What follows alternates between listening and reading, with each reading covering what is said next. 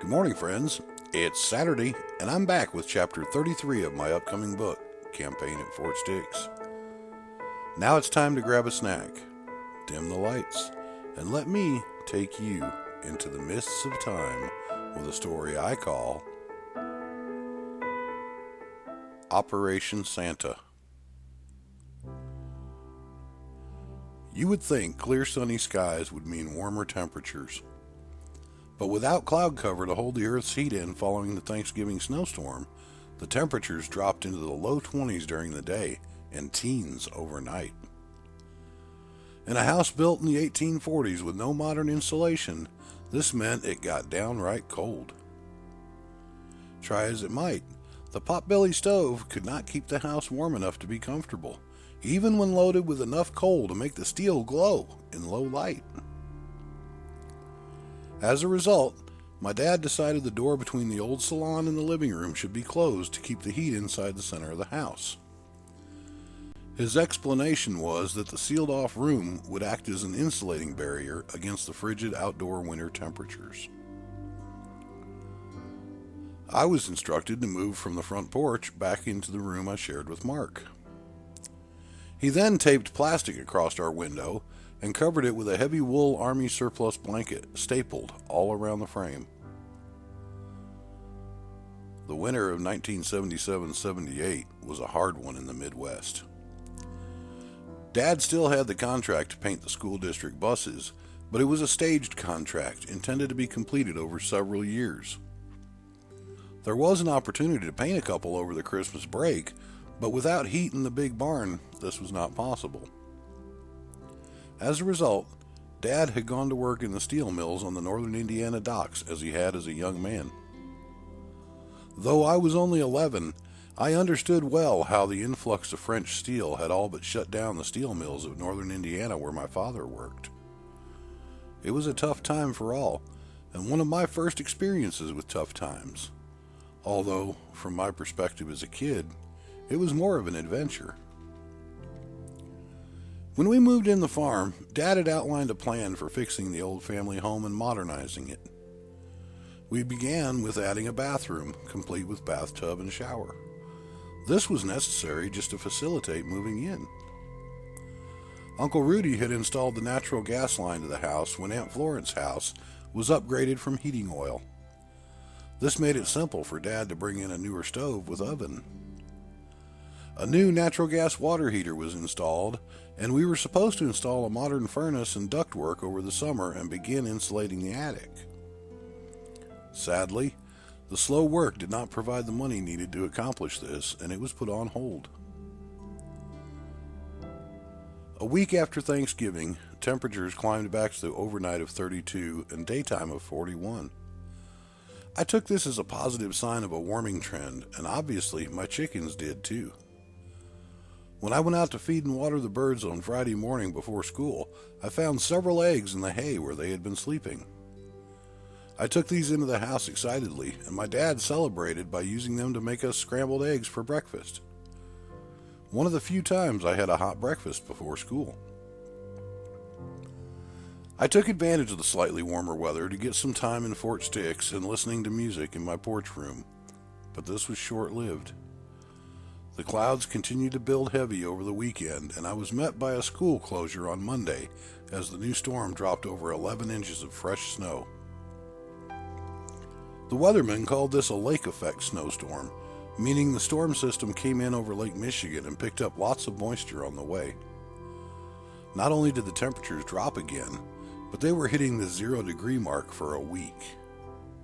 Now, Dad had Mark and I start sleeping in his room on the extra mattress at night, so I was not only sharing a room with my brother, but also a bed. The only upside to this situation was the ability to watch television every night until I fell asleep, since Mom always had it on. There were several nights during that long cold winter when Dad did not come home at his usual time. It meant that we may or may not be getting a dinner cooked by Mom, as she was reluctant to venture out of her room where it was warm. But I do not think that was the only reason, as I took it upon myself to turn on the oven to heat the kitchen, while also building up the fire in the potbelly stove to warm the house. Even so, she did not cook. On more than one occasion, I had to scrounge around to find myself and Mark something for dinner. My cooking skills slowly improved. One night, the television went off the air, playing the national anthem, and then nothing but snow on the screen. Dad was still not home yet, and Mom turned the television off as I lay there wondering where he was. I would doze off for a few minutes before awakening to the low buzz from the space heater filling the room. The glowing wires within the heater cast an eerie, pale orange glow about the room, and shadows seemed to dance in time to my mother's breathing. With the frigid temperatures outside and over a foot of standing snow, I knew my dad should be here with us. He came in sometime before the dawn and crawled into bed with my mother.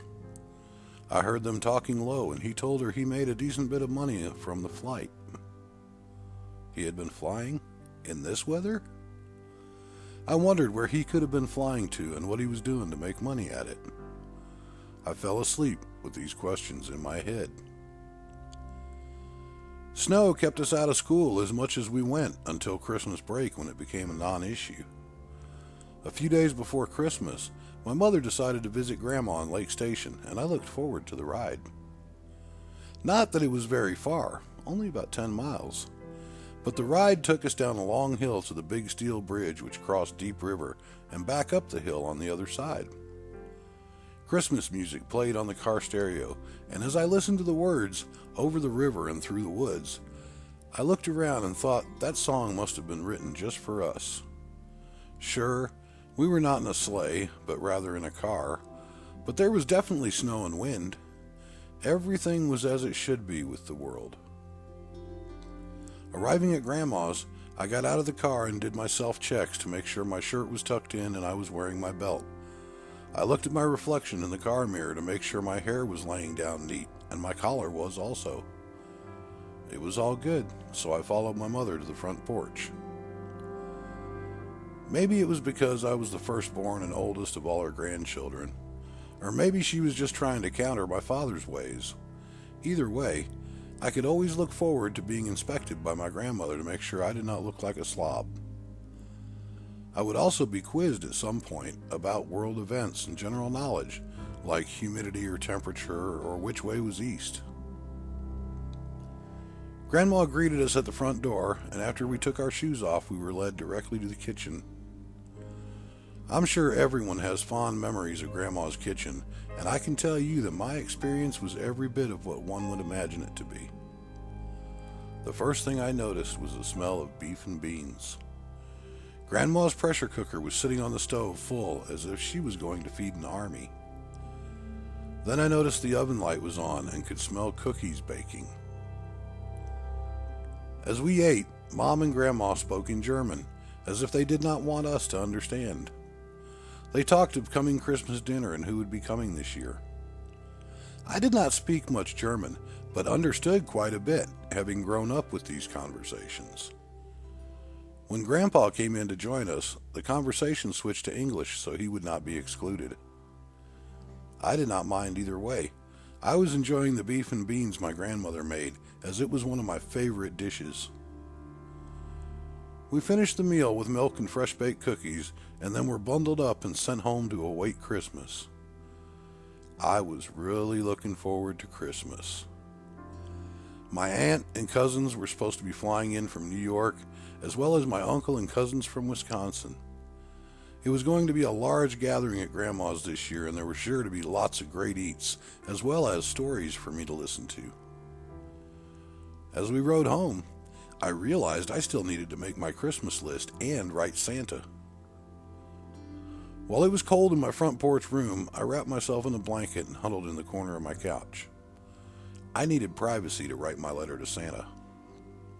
Sure, I was 11 years old and had my very own rifle, but I was not taking the chance that Santa was not real. When I was done, I bundled myself up and took it to the mailbox at the end of our long driveway. Some things are worth braving the cold. Christmas Eve found me staring out the window at yet another snowstorm. Dad had gone off to work early that morning, and Mom was sitting in her room watching television. Across the front yard, I saw someone coming from Aunt Florence's house to ours. I opened the front door and let them in as they approached and watched as Kenny shook the snow off and stepped in. "Hey, Kevin," he said. "Is your mom here?" "Yeah, she's in her room," I replied. "Okay, tell her she has a phone call at my house," Kenny said, and pulled his hood back over his head. As he went out the door to go home, I went to tell Mom she had a phone call. I watched as she dressed and went over to Aunt Florence's house. She was there about 10 minutes before she came back. Without a word, she went back in her room and resumed watching television. I was curious. Usually, people only called if there was an emergency or it was really important. But Mom did not seem to be reacting to the phone call. Not long after, Dad came home, and after starting a pot of coffee and turning on the oven to help warm the kitchen, I heard him talking to Mom. It seems the call was from Grandma. A snowstorm in New York had canceled my aunt's flight, and my uncle in Wisconsin was not going to risk bringing his family to Indiana due to the storm. For all intents and purposes, Christmas was canceled this year. The news hit me kind of hard. It was not often I got to see my cousins or aunts and uncles, and I had looked forward to it because it was always a special time when they were all together. Well, at least I could still count on Santa. I looked out the window and watched the snow some more as I contemplated the past year. I was pretty sure I had been good this year. Actually, I felt I had been especially good this year. I didn't do anything to my little brother that required he get stitches, butterfly sutures, or even a bandage. And when we still lived in the trailer court before moving to the farm, I had not been escorted home by security even once for playing on the railroad tracks or around the incinerator. Other than the attic jars incident, I could not think of any real trouble I got into. I mean, yeah, there was the fireworks at 4th of July, but those were just pranks, not mischief. Sure, Mom was always telling me to stay out of the swamp because she said it was unsanitary. Something about the pipes running under the ground through there coming from the plant over by the railroad tracks. I never understood why she said that because the plant was operated by the Department of Sanitation, and as far as I could tell, the only thing they ever did was water treatment like the sign said. But then you consider she also told me I should not drink rainwater or eat vegetables from the garden until they were washed. I took what she said with a grain of salt. One thing that bothered me was the fact that we did not have a Christmas tree. I was not concerned with this when I knew we were going to Grandma's because she had a big tree there that we helped decorate. But we did not. Where would Santa put my stuff? I asked Dad about this and watched as he put his boots on and headed out the back door toward the garage. Dad came back a while later with the top he cut off of a small pine tree in the woods next to the house. It was about 2 feet long and had a few branches sticking out. He stuck this in a tree stand and sat it in the corner by the desk. Then he proceeded to decorate it with beer can pull tabs and a few balls of tinfoil he wadded up as ornaments. I watched as he sat by the potbelly stove with his beer and folded up more tinfoil to make a star, which he placed on top. When he was done, he sat back and drank his beer while grinning at his work. I was not exactly impressed with his efforts, but in the Christmas spirit, acknowledged that he had done his best. Mark, on the other hand, thought it was really great and even spent some time shredding tinfoil to make tinsel. Dad egged him on, and they thought that was the greatest. I had to smile. Sure, it was backwoods as it gets, but at least everyone was happy. So I was really excited when I curled up on the mattress in my corner Christmas Eve, watching television until I fell asleep. There was nothing under the scrawny tree, but we didn't care. We knew that no matter how much snow covered the house, Santa would find his way to us as we slept. He always did. On Christmas morning, I woke early, and it was cold, but I didn't care. It was Christmas. I woke Mark, and we rushed from the bedroom to find the floor under the tree covered in presents. It was also very cold, as evidenced by the clouds of fog made from our breath. The thermometer on the back porch said it was 8 degrees Fahrenheit. I put wood and coal in the potbelly stove, fanning the coals until the wood caught flame. Then I went to the kitchen and turned the oven on, leaving the door open to heat the kitchen. To take my mind off the cold, I made a fresh pot of coffee as well. I already knew Dad would ask me to, and I figured the smell of coffee would help get him and Mom out of bed sooner. Returning back to the desk by the tree, I saw Mark had already grabbed his stocking and was munching on some chocolate-covered raisins. He also had a couple of new Hot Wheels cars he was playing with. Checking my stocking, since that was the only thing we were allowed to open until our parents got up, I found I had chocolate-covered peanuts, also known as reindeer poop. I slipped them in my pocket for later and went deeper. Each of us got a nice fresh orange, a plastic cane filled with chocolate kisses, a handful of various nuts still in the shell, and a couple of small toys. Mark's were Hot Wheels cars, and mine were some plastic soldiers and bugs. I guess Santa figured I could not get in trouble with plastic bugs, but I did eventually find a way. The coffee was long done. We were already bored with the stockings, and our parents were still in bed. Short of going in and waking them up, which was forbidden and could lead to being sent to my corner, there was not much chance of waking them. I considered starting a quarrel with Mark, but once again, this would likely result in being sent to my corner. Then I got an idea. I got into my dad's cigarette pack on the desk and took one of his smokes. Grabbing a Strike Anywhere match from the desk, I put on my coat and shoes to go out and feed the chickens and ducks and headed for the back door. "Where are you going?" Mark asked.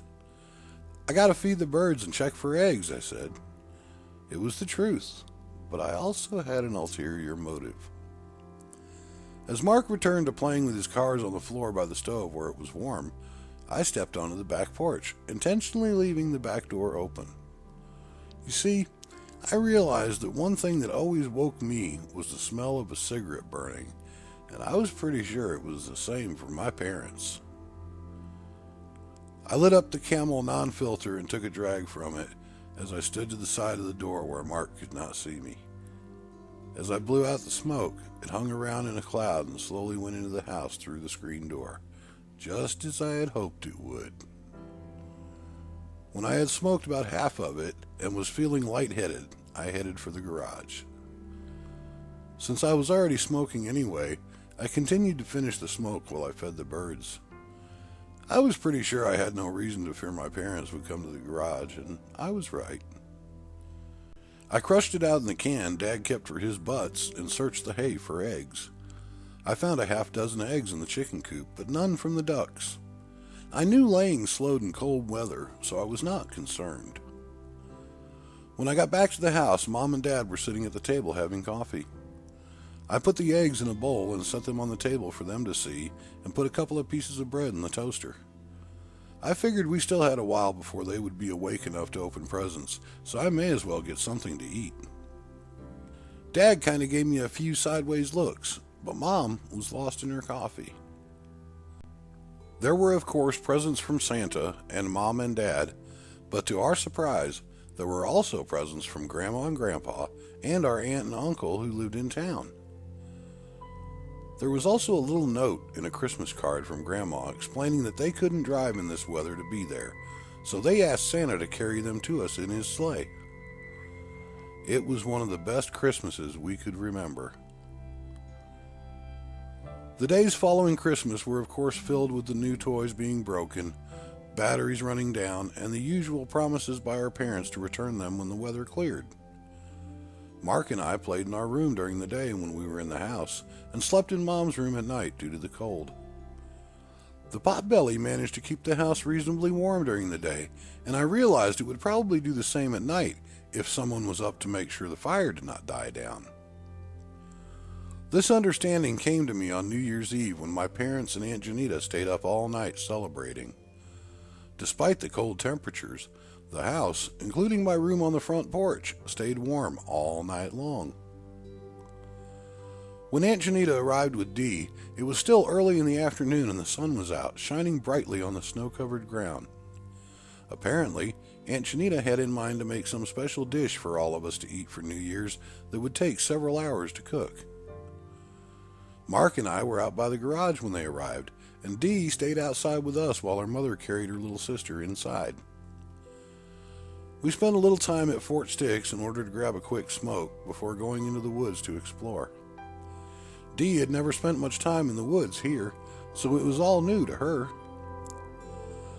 As we walked along the trails, we followed rabbit and fox tracks to see where they went.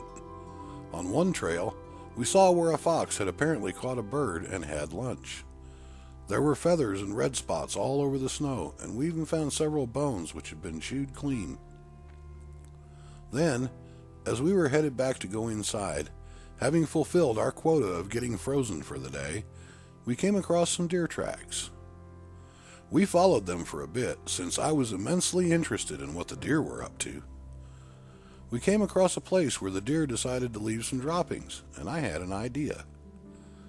Slipping my hand in my pocket, I grabbed several of the chocolate-covered peanuts I had gotten at Christmas and palmed them. Then I looked at Mark and Dee. "I wonder how fresh these droppings are," I said. "Who cares?" Dee asked. "It's deer poop." "Yeah, but part of tracking is knowing how fresh the droppings are, so we know how long ago the deer was here," I countered. "That's part of hunting." I reached down as if to pick up some of the droppings and let the peanuts fall into my fingers. Standing up, I opened my hand to show them to Mark and Dee before popping them in my mouth and chewing them up. "Ooh, I can't believe you did that," Dee said. Mark just looked at me curiously. I grinned and swallowed. "Yep, they are really fresh. You ought to try some." Dee made a nasty face, but Mark seemed to take me at my word. He reached down and picked up a couple and popped them right in his mouth. He bit down, chewed, and immediately began spitting and sputtering them out. When he was done spitting and ran for the house to get a drink, I wiped my eyes and tried to control my laughter. "What's so funny?" Dee asked. I could not stop laughing, so I just took the package of peanuts out of my pocket and showed them to her. I hope you enjoyed this look into the campaign at Fort Stix. That's all for now, but I'll be back again next week with another story, just for you. Until then, sleep well.